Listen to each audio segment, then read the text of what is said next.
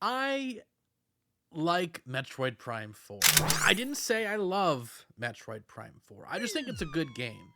A good game with a lot of problems, but still a good game. In recent years, I've noticed this trend online where games either have to be absolute masterpieces or complete and utter garbage with nothing in between, even though most games actually lie in that middle place. And the argument has been no different around Metroid Prime 4. I understand the passion. This game has been in development for 8 years, and it's been 18 years since Metroid Prime 3 came out on the Wii, all the way back in 2007. But I think if you actually break it down, Metroid Prime 4 contains some of the highest highs and some of the lowest lows in the entire Prime series. And today, I'm going to look at both sides and explain why I think, in the end, the good does outweigh the bad.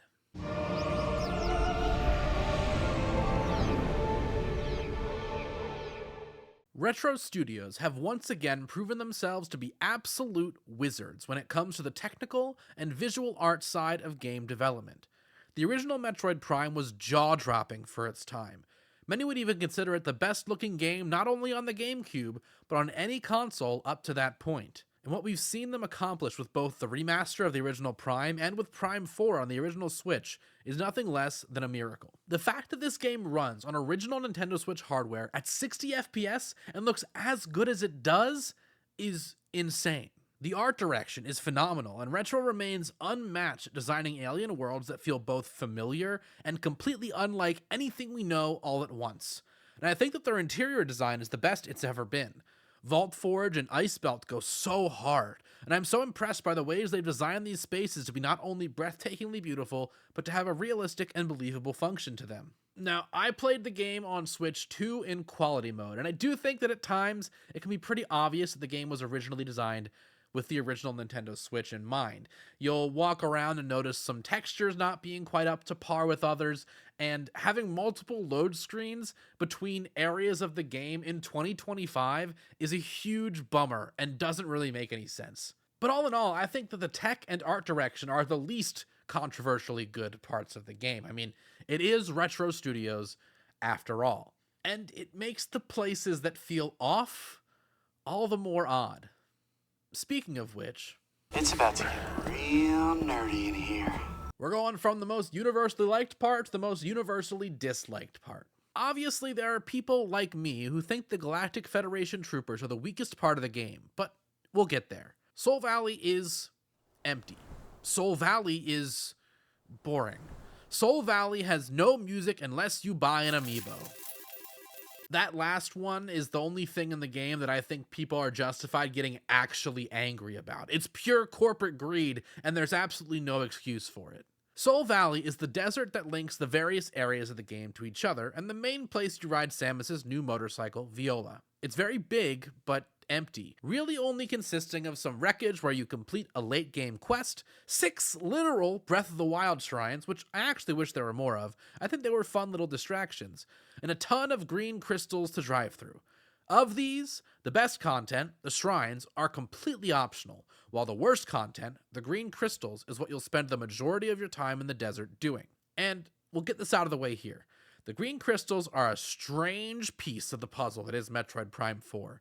Because they are literally a giant fetch quest that covers the length of the entire game and would probably take roughly 2 or so hours to do all at once. Luckily, I had heard about the crystals, so I made sure to collect for about 5 minutes or so on my way every time I drove through the desert. It meant that I really didn't have to grind at the end, and I got the crystal tracker before what little grinding I did have to do happened. At that point, I actually only had like 20-ish minutes left before literally collecting every crystal in the game, so I went ahead and did that because my brain likes to have that 100% complete recognition. But this is objectively bad design. It didn't hurt my experience much, but someone who didn't know or underestimated how much there was could end up with over an hour of grinding at the end of the game. The Prime games are infamous for big fetch quests at the end of the game that take up a ton of time. It's literally the only bad thing about the original Prime game. But here, it's the entire game, and there's no puzzling involved, just driving around the desert and crashing into stuff. You may have noticed from my tone that I'm not angry about the crystals like some are. I find them inoffensive, but boring and weird, and definitely a drag on the game's overall quality. It almost feels like they determined that they wanted to have an area connecting everything together before they thought about what they might have in that space. It feels entirely invented to serve the structure of the game.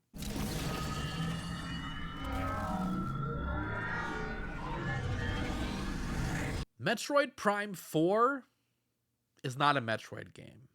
But I wasn't surprised by this. Metroid Prime 3 is also not a Metroid game, and I would personally argue that even Prime 2 was already taking steps away from the Metroid formula with the hub and spoke design that Metroid Prime 4 is emulating. IGN's Logan Plant, who reviewed Metroid Prime 4 for the site, posted on Blue Sky the day before the game came out and said, "Calling all Zelda fans who miss the traditional Ocarina of Time style. Play Metroid Prime 4. Like Prime 2 and 3, it has more self-contained areas with key upgrades and great bosses. It's the closest thing in Nintendo's current lineup to the old style, and it does it very well." While the quality of the execution is subjective to the individual, I think that Logan is 100% right with the facts here. The only Metroid Prime game that's a Metroid game in the traditional sense is the first one, and since then each game has taken a step closer into the more Zelda framework. As anyone who has seen my Metroid Zero Mission video, or knows me personally will know, my preference for the series is the games that feel the most labyrinthine and interconnected. The true Metroid games, Prime 1, Dread, and Super, I think are the pinnacles of the series for a reason, and they're the games that share the most in common with the genre Metroid spawned. So, Prime 4 is not what I would hope for in its structure, but it's exactly what I expected. This is actually an area that I think Nintendo really messed up in the marketing, specifically in the fact that Prime 1 was already the most played Prime game, and then they re-released it on Switch without releasing the other two, widening that gap even further. The trajectory of the Prime series has been very clearly becoming more linear and story-based the whole time, but the jump from Prime 1 to 4 must be incredibly jarring.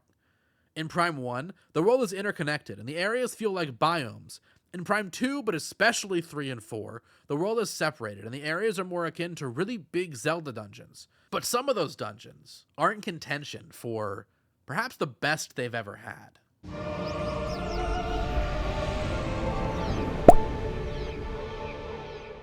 You'll notice that I have a qualifier on this section.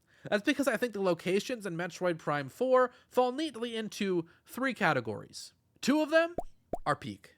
2 of them are pretty good. And 1 of them is probably the worst thing the series has ever done. I'll start with the 2 pretty good ones because I have less to say about them. Fury Green and Flare Pool are both fairly standard Metroid Prime areas. Both have a little bit of lore and some fun bits of backtracking as well as great bosses. We'll talk more about the bosses later.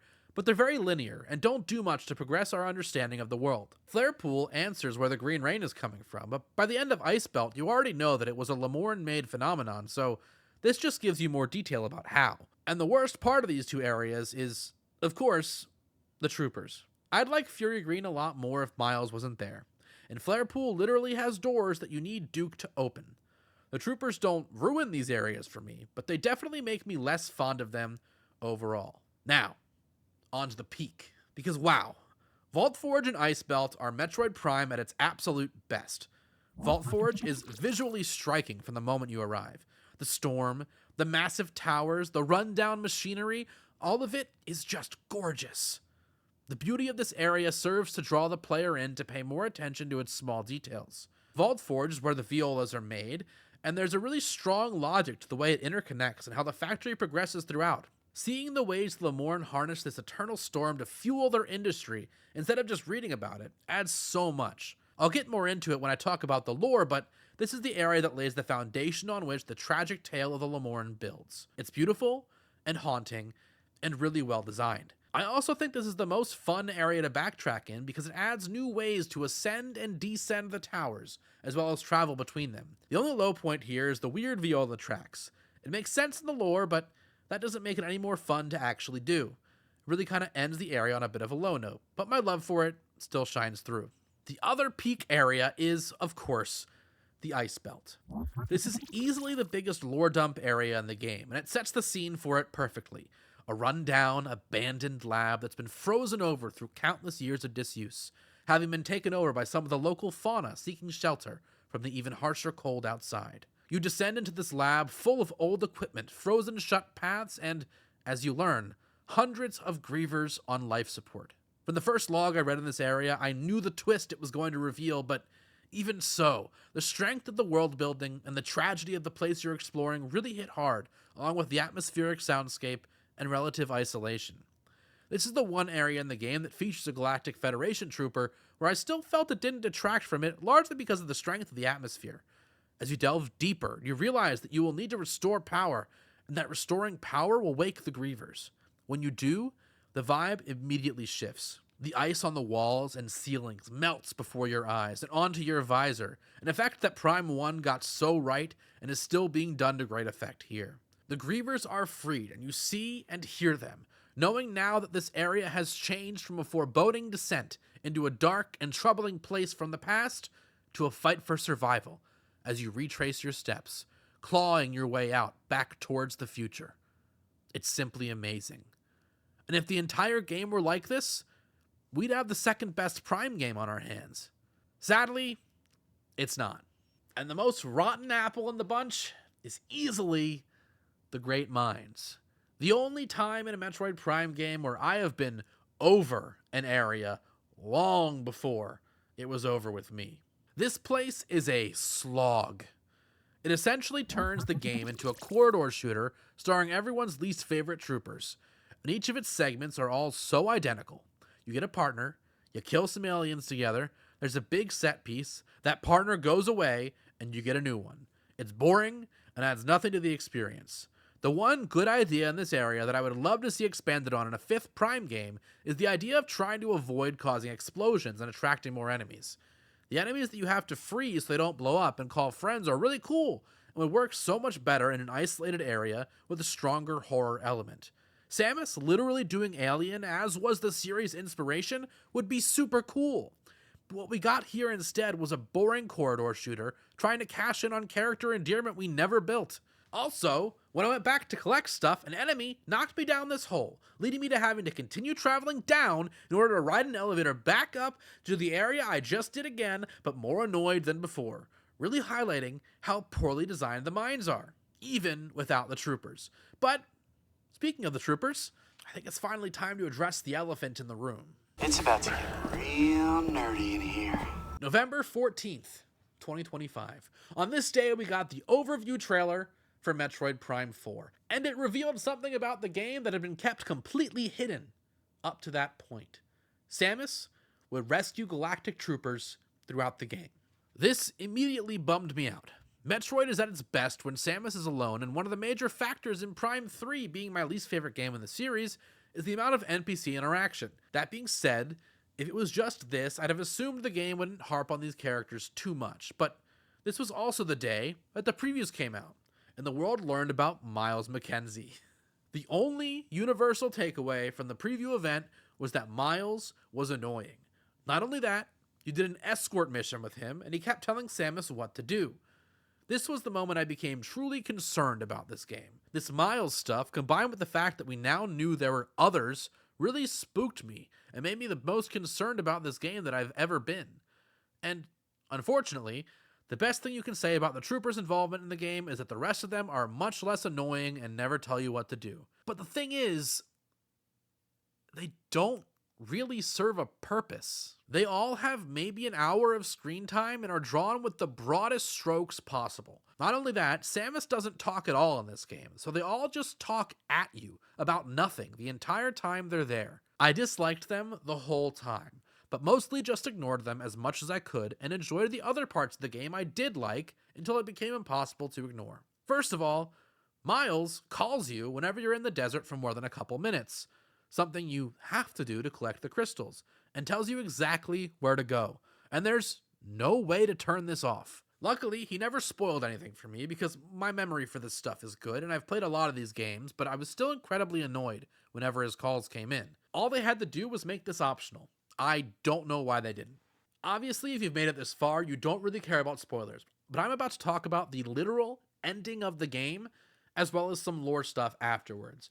So if you don't want to hear any of that, skip to this timestamp. Okay, so the end of this game is awful. I think that the last couple hours being the worst part is the main thing contributing to the people who really hate this game hating it so much. The game forces you to fight alongside these characters that you don't care about as they sacrifice themselves over and over again in a poor attempt to create an emotional story. This is bad enough in the mines before they reveal that they're all okay, but then you have to do the final mission and boss with them all, and if they die, you get a game over.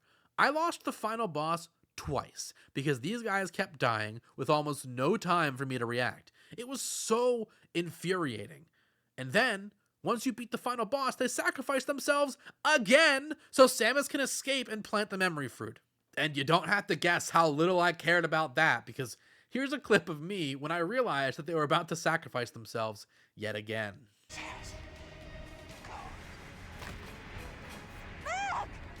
They're all gonna die.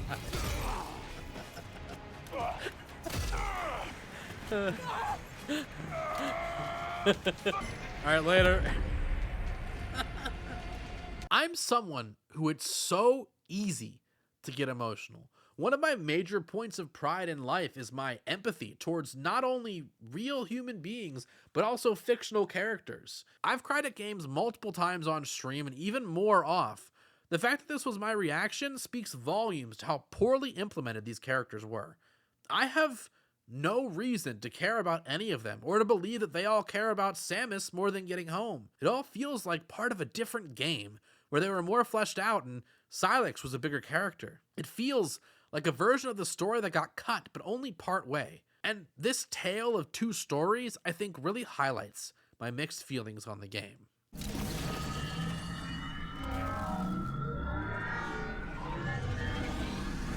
Metroid Prime 4 famously restarted development halfway through when Nintendo was unhappy with the game after a couple years being developed at Bandai Namco. They turned the game over to the creators of the Prime series, Retro Studios.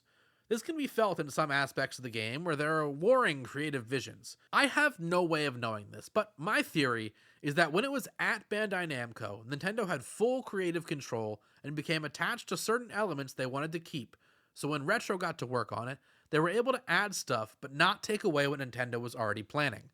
I think this is why the story can feel like a mixed bag. Let's talk about the bad stuff first. Silex was teased as the game's big bad. After his first appearance in Metroid Prime Hunters, his ship was seen at the end of Metroid Prime 3, and he was also apparently in Federation Force, though I haven't played that myself. It makes sense that with all of that buildup, they'd want to pay him off as the main antagonist. Unfortunately, the game doesn't change at all without his involvement. The only time his presence matters at all is when his attempt to steal the artifact at the beginning sets the events of the game in motion.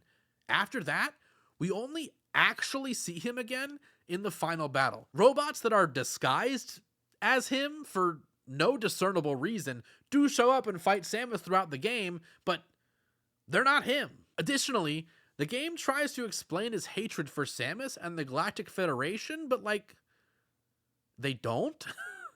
They really just show why he left the Federation, and that's supposed to be the explanation. It's weird. I can only imagine that Silex and the Troopers were a much more important part of the game during the original development, and Retro was forced to keep them in there. The thing is, the Metroid Prime itself isn't really involved in the original game until the end, so the very fact that Silex is like this wouldn't inherently be a problem if they hadn't built him up as a big bad. But they did. I'm guessing the plan is to make him the overarching villain of 4 through 6, and for him to become more active over time, like Dark Samus. We'll have to wait and see, but as it stands, his and the Troopers' inclusion is just baffling. On a much more positive note, though, the Lemorn stuff in this game is fantastic. Samus arrives on Vuros only to learn that a long-dead race, the Lemorn, prophesied the arrival of a chosen one who would ensure that the culture of their people lived on past their death. It's really touching and feels like a classic Samus adventure to save an alien race however she can. And the way the story of the Lemorn unfolds is truly classic Metroid Prime. Through reading and observing, you learn of a people who were once a thriving industrial society. In their so-called machine era, they built all of the machinery you find throughout the game, But their world was dying, so in an attempt to reverse course, they relied on the psychic abilities that some of them were born with, implanting stones like the one in Samus's suit to give the abilities to the others and usher in an age of prosperity. They then tried to harness the power of the green crystals to restore their land to what it once was. And it does seem to work, making the plants and animals stronger and healthier. However, it also begins to change the Lemorn who had their abilities implanted. They morph into the Grievers we see throughout the game. The Lemorn attempt to heal them in Ice Belt, but have no luck, and eventually decide to give up and find the Chosen One. Only 12 remain at this point, and all but one fly off to the stars, never to be seen or heard from again. And by the time Samus arrives, the one who stayed behind is gone too. And Samus realizes that she's carrying what truly is the last remnant of a civilization. Now this is the kind of story I come to Metroid for. It's tragic and highlights Samus's unwavering commitment to preserve life wherever she possibly can. Unfortunately, she was just too late this time. If we do get a Prime 5, and I think that if this sells as well as or better than Dread, we will, I hope that this is the kind of story that we get. Maybe Samus's grief over the loss of the Lemorn is so strong that she goes out and searches for the remnants of those that left. Or maybe we go to an entirely unrelated planet and learn about an entirely different race of aliens. Personally, I'd much prefer this over the continuation of the Silex and Galactic Federation storyline, but where they end up taking it, only time will tell. That's it for my major thoughts on the game, but I wanted to do a quick rapid fire segment to get some of my smaller thoughts out of the way. The moment-to-moment gameplay, shooting mechanics, and ways you interact with the world feel the best they've ever felt. Everything is smooth and responsive, and makes you feel like the competent badass that Samus is. It's designed for the game it's in, unlike the alternate control schemes in Prime's re-releases, and especially works better than Prime 3's Wii Year 1 era obsession with cramming as much motion controls in as possible. The main issue with Prime 4's gameplay is a serious lack of enemy variety, meaning that by the midpoint of the game, you know how to easily bully every enemy into submission. The bosses are some of the best in the whole series. They all have unique mechanics and cool designs that make for really fun fights, and I enjoyed learning about their lore and how it connects to the wider lore of the game. I like them. I don't think there's a bad suit in the game. The final one you get isn't the most amazing thing ever, but it's still good. And the Viola suit might be one of my new favorites. The red and black with purple accents is just so cool. And I love this little fin bit on the back of her head that, to me, made her look like an Asari from Mass Effect. Mostly a lot of fun. The scout bots make a great late game addition that helps keep things flowing in the lead up to the end of the game, and most of the areas are really fun to explore again with new abilities and pathways. All in all, Metroid Prime 4 is a complicated game. Despite what some have been saying online, it is not a disaster. But it's also not a masterpiece. It's just a good game with some problems. Problems I wish weren't there, but not problems that make the game unenjoyable by any means. I think it's a game that's moved pretty naturally from Prime 3.